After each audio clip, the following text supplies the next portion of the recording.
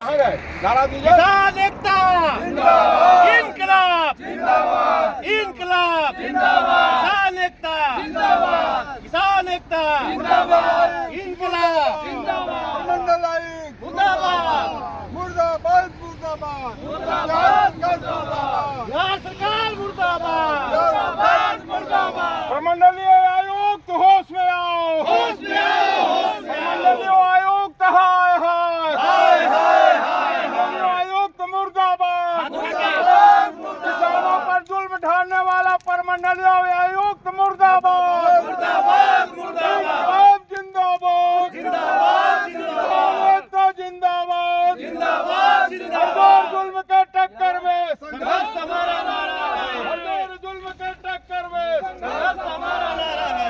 यही हमारा शंखनाद है। इनकलाब जिंदाबाद। ये कार्यक्रम इसलिए है क्योंकि अभी हमारे साहब मगध में नई प्रमंडल आयुक्त आई थी।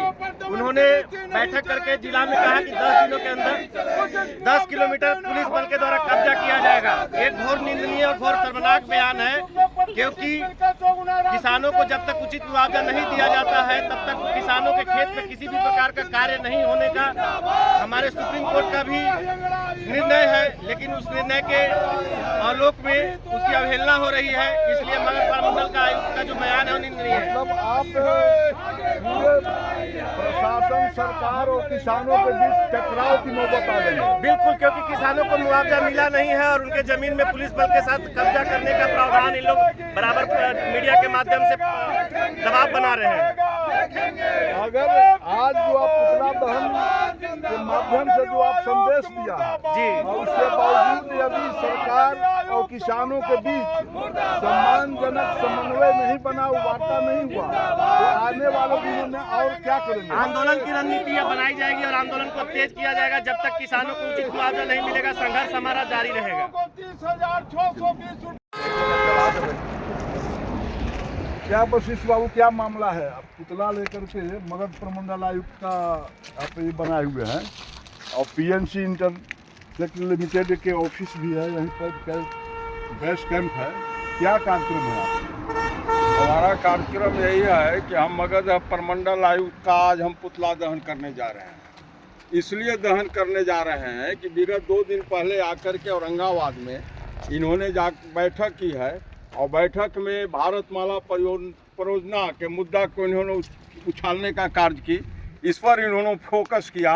उनका कहना है कि 10 दिनों के अंदर किसानों के ज़मीन को 10 किलोमीटर उसको बाद कब्जा किया जाए। और सवाल यहाँ पर यह है, पुलिस बल के द्वारा कब्जा किया जाए। सवाल यहाँ पर यह है कि हम लड़ाई लड़ रहे हैं उचित मुआवजा के लिए।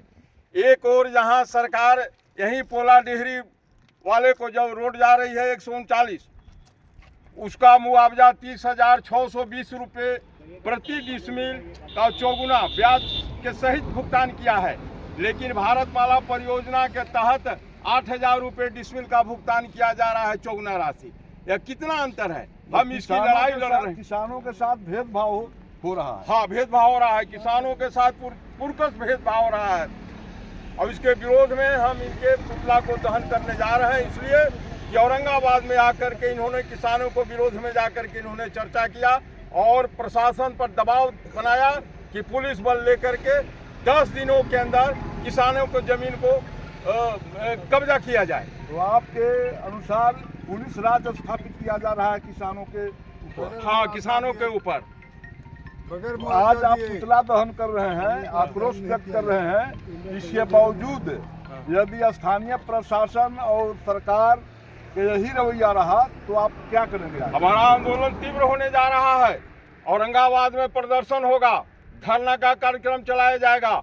उसमें भभुआ के भी किसान आएंगे, गया के भी आएंगे, टेकारी का भी किसान आएंगे।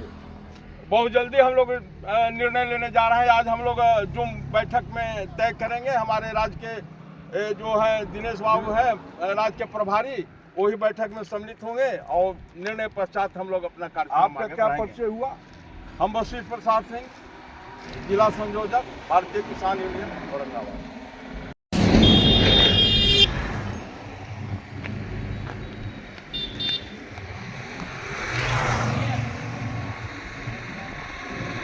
क्रॉस